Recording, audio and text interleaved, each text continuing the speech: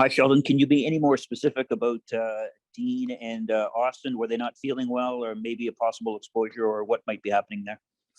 Yeah, really just no symptoms for either guy, but they both tested positive on their rapid here this morning, and we'll just await the results from their PCR. That won't come in until tomorrow morning.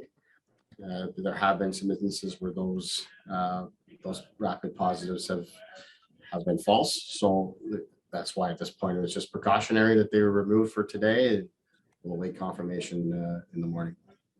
Okay, and overall, obviously, this wasn't something you signed up for, all the medical stuff in the past few weeks. What's it been like day to day for you dealing with all this, yourself included? Yeah, you know what, I think over the course of last season or even the season previous when we were going into the bubble, this is just, the reality. And as you're kind of alluding to, it's been more my reality, the NHL, than it has been normal. So, we were ready for practice here today and had a plan in place. And then when we were told Austin wasn't going to be available, then we had to adjust quickly, and you move on. That's really what you do.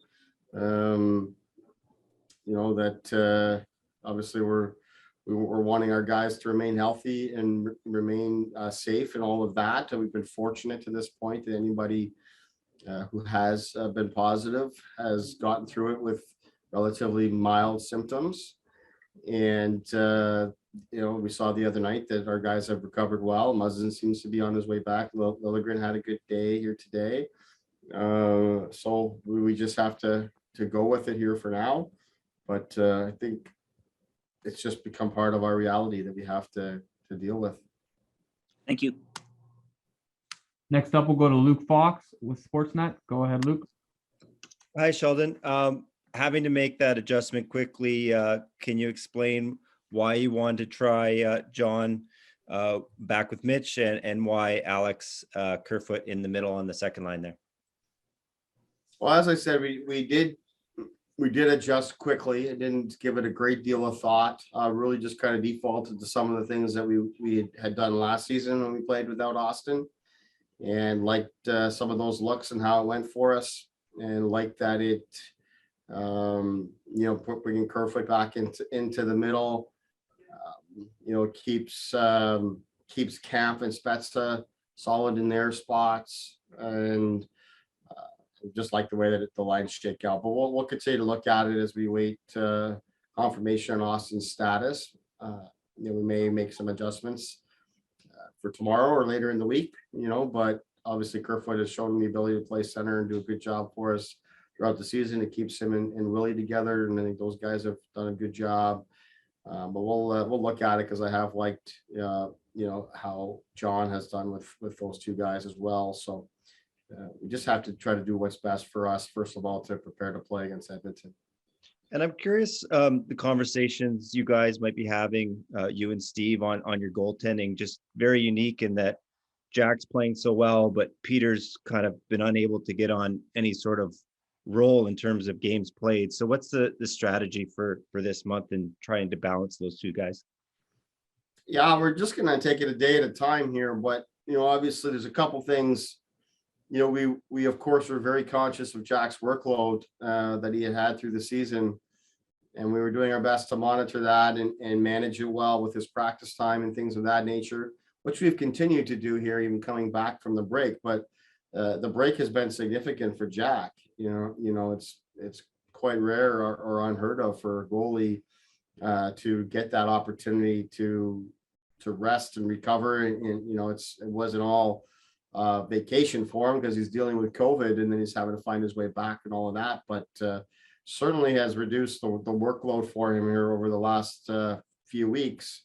And then even now coming out of this, our schedule is pretty spaced out, so Jack's going to go against Edmonton on Wednesday, and we'll take it from there as we go out onto the road trip. But it's certainly not ideal as it relates to Peter, but Peter himself has dealt with injuries and things like that. So this little break here and an opportunity now to get back up and running in a lot of ways, it's like resetting his season.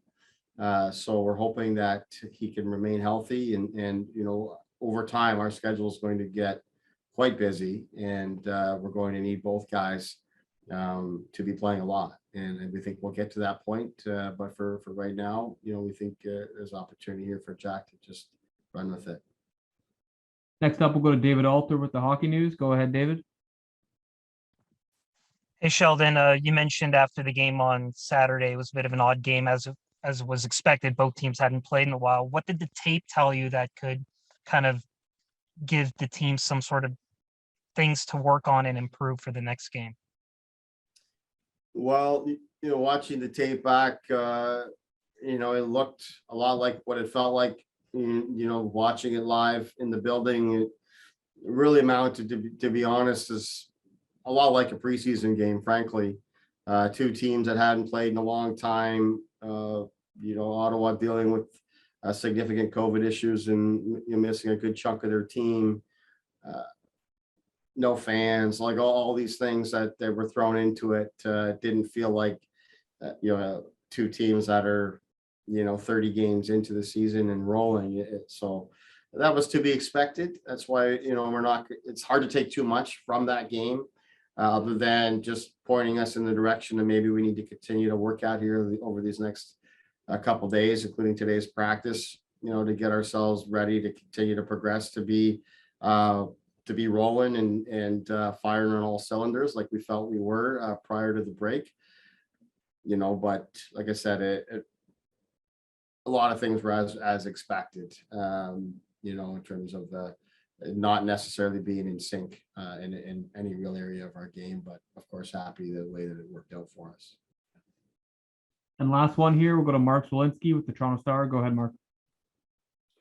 Hi, Sheldon. I know you've talked about Kerfoot's versatility in the past, but it's obviously not an easy thing to do. And, given the challenges your team's facing with COVID now, can you talk about what Alex is doing and maybe what he does for the coaching staff in terms of giving you confidence that you can move him up and down and even in tough times like this?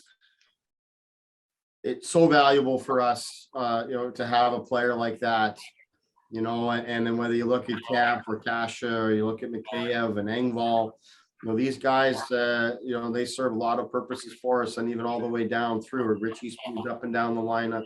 Spets has moved up and down the lineup. Simmons has moved around the lineup. We're getting lots of great contributions from guys lower in our lineup. And that's a great sign for our depth. But specific to Kerfoot, he's just shown over his time here that he's capable of doing multiple jobs. We haven't used him on the power play here yet this season, but he can help us there as well. He's an effective player in that regard. And then, he really is just here to just serve the team. What the team needs, he's all for it. He's going to give his absolute best to help the team win on that particular day.